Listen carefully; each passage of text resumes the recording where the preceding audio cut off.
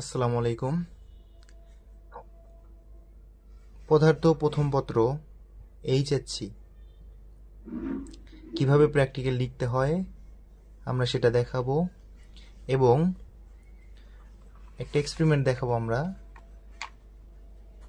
স্পেরোমিটারের সাহায্যে একটি অবতল পৃষ্ঠের বক্রতার ব্যাসার্ধ নির্ণয় আমরা কিভাবে লিখব সেটা দেখে নেই।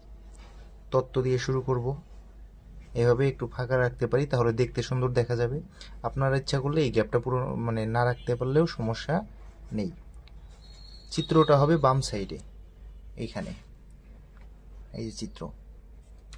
সবগুলো ইনফরমেশন দেওয়ার চেষ্টা করবেন।